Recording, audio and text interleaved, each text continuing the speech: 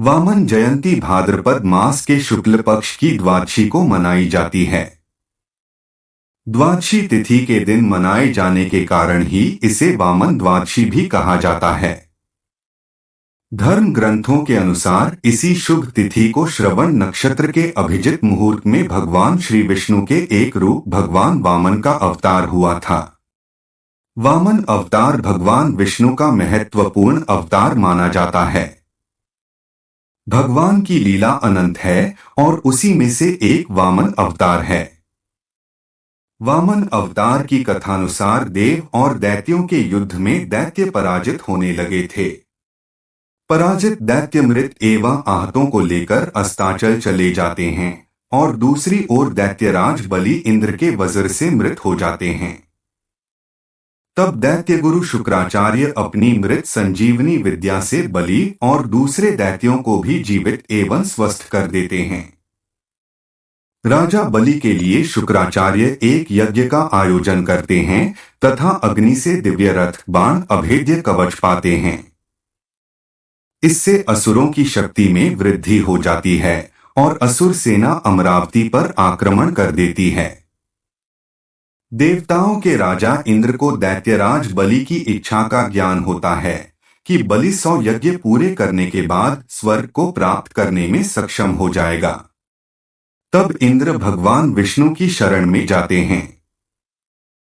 भगवान विष्णु उनकी सहायता करने का आश्वासन देते हैं और वामन रूप में माता अदिति के गर्भ से उत्पन्न होने का वचन देते हैं।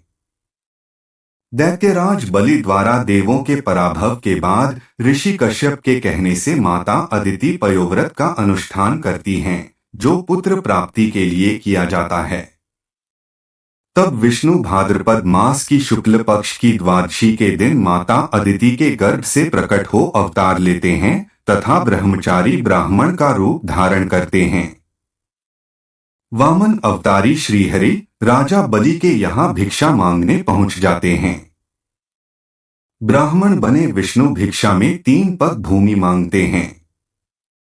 राजा बलि दैत्य गुरु शुक्राचार्य के मना करने पर भी अपने वचन पर अडिग रहते हुए विष्णु को 3 पग भूमि दान में देने का वचन कर देते हैं।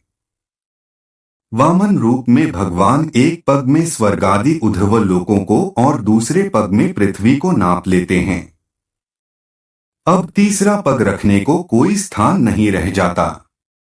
ऐसे में राजा बलि यदि अपना वचन नहीं निभाए तो अधर्म होगा। आखिरकार बलि अपना सिर भगवान के आगे कर देता है और कहता है, तीसरा पग आप मेरे सिर पर रख दीजिए। वामन भगवान ठीक वैसा ही करते हैं और बलि को पाताल लोक में रहने का आदेश करते हैं।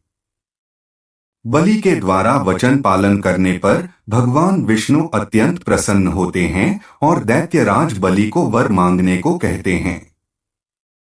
इसके बदले में बलि रात दिन भगवान को अपने सामने रहने का वचन मांग लेता है। वामनावतार के रूप में विष्णु ने बलि को यह पाठ दिया कि दंभ तथा अहंकार से जीवन में कुछ हासिल नहीं होता है और यह भी कि धन संपदा क्षणभंगुर होती है।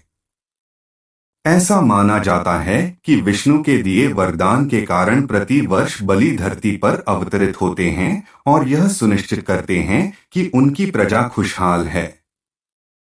अध्यात्म रामायण के अनुसार राजा बलि भगवान वामन के सुतल लोक में द्वारपाल बन गए और सदैव बने रहेंगे। तुलसीदास द्वारा रचित रामचरितमानस में भी इसका ऐसा ही उल्लेख है। देश भर में वामन जयंती पर जगह-जगह धार्मिक आयोजन होते हैं। लोग इनकी जयंती को पूरी भावना भक्ति से मनाते हैं। देश भर में भगवान वामन रूप के अनेक मंदिर भी हैं। भगवान के इस रूप के प्रति लोगों की आस्था देखते ही बनती है। राजा बलि के प्रति भी लोगों की आस्था है। वास्तव में उन जैसा दृढ़ प्रतिज्ञ राजा बिरला ही होता है। वह जब भूमि दान के संकल्प को ले लेते हैं तो दैत्य गुरु शुक्राचार्य के मना करने के बावजूद पीछे नहीं हटते। शुक्राचार्य को आभास हो गया था कि राजा बलि के लिए संकट आ गया है, पर वह अपने वचन से नहीं हटते क्योंकि वह प्रतिज्ञा कर चुके थे। धन्यवाद।